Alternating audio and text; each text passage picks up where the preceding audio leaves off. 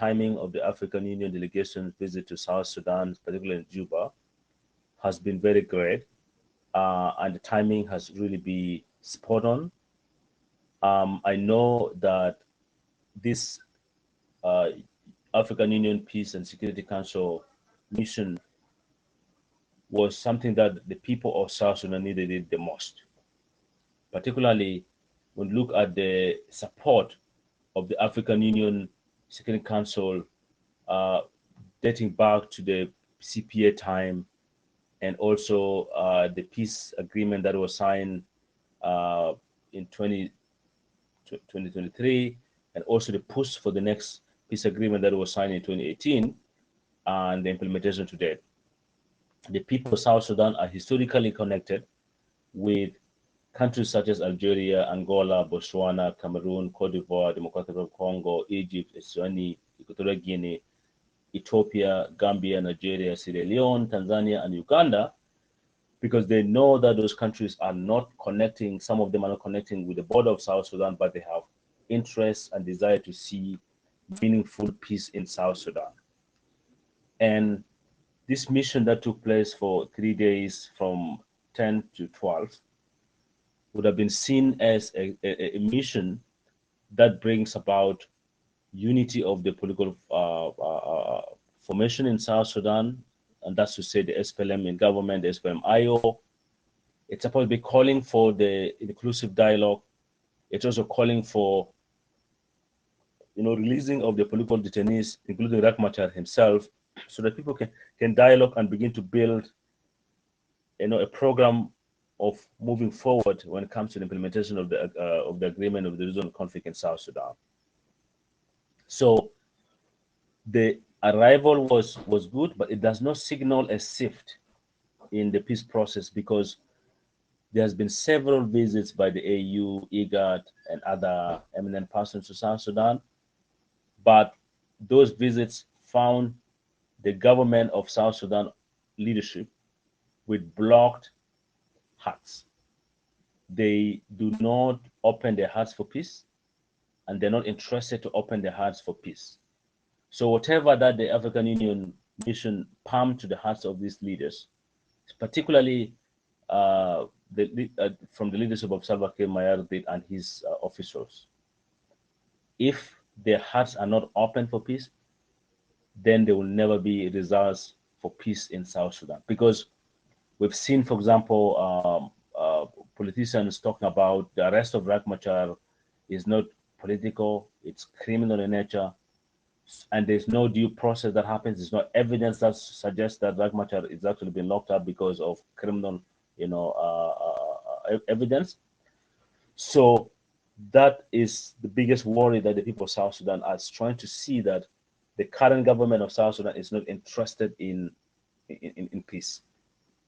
And what I want to say here is that the African Union officials usually come to South Sudan, but they don't receive the results they wanted to see. I think it's a waste of the African Union taxpayers' money for these people to be always coming to Juba. If the government of South Sudan is not able to listen to them, I think it's better for them to say enough is enough. Therefore, we will not be able to cooperate with the government of South Sudan.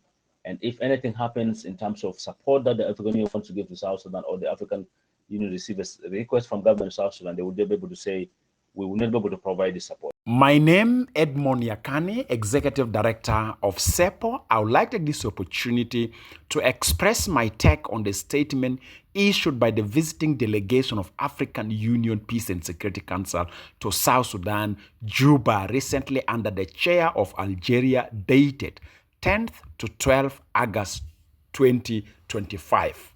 The delegation have held a broader meeting with various South Sudanese actors. We are impressed that their meetings were inclusive, and they have considered every constituency of South Sudanese, and that have impressed us, whereby they have involved everybody in terms of expressing an opinion to inform them to zero their calls. We have seen the statement, though the statement have not provided more details of what we wish or what we're expecting the AU Peace and Security Council could have expressed in their final statement after visiting Juba and after those consultations. And remember, this is the 9th visit of AU Peace and Security Council, and this may be the 9th statement of their 9th visit. As a civil society, our assessment is that the recent visits of AU from the 6th, 7th, 8th, we have not seen any tangible outcome from those visits that hold water, or AU Peace and Security Council have walked the talk of those calls that were being made in the 7th and 8th. And one of the challenges is that AU were unable to walk the talk or to implement the call made for the appointment of an ex or former president of African member state to fill the seat of AU high-level representative to the Republic of South Sudan, to help our leaders at the presidency level to nurture a culture of collaborative work or nurture trust and confidence in order to deliver the pending task of the access.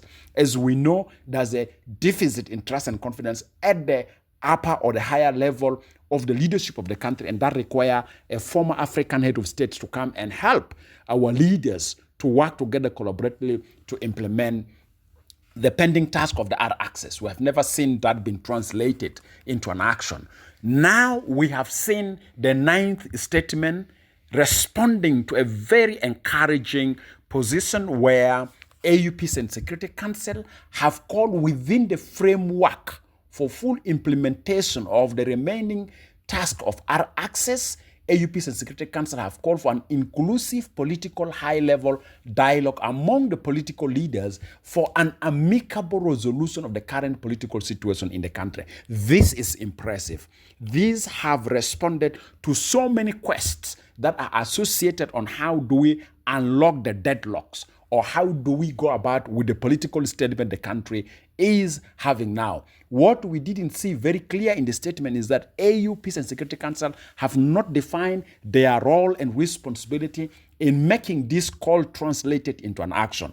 And still our appeal to AU visiting delegation of Peace and Security Council, if you go back to Addis, if you comment your session after the visit of Juba, please tell us how you will contribute in making the call for inclusive political high-level dialogue be translated into an action. Remember, is within the framework of the access and to deliver the remaining task of access. This is very important, and we want to see AU Peace and Security Council really taking this call into an action. We are also impressed that at least within the framework of implementing the remaining task of access, AU Peace and Security Council have called for the respect of the permanent ceasefire, protection of civilians and humanitarian workers. This is very impressive. We at least also feel they have spoken, and we have seen them also calling for our leaders to demonstrate political commitment and responsibility to meet the expectation of the citizen towards the holding of election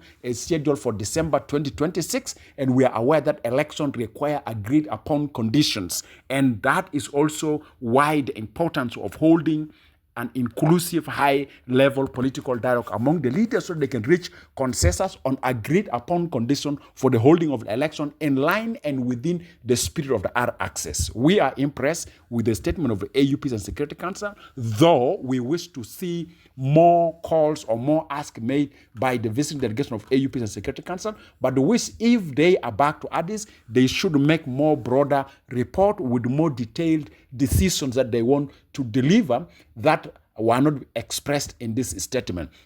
As a member of stakeholders who are signatory to the access, we are 13 in number with our different constituencies. We as a stakeholders will hold our own dialogue in also ensuring how we can contribute in making sure that the call for inclusive political high-level dialogue among our leaders is translated into an action. Thank you very much.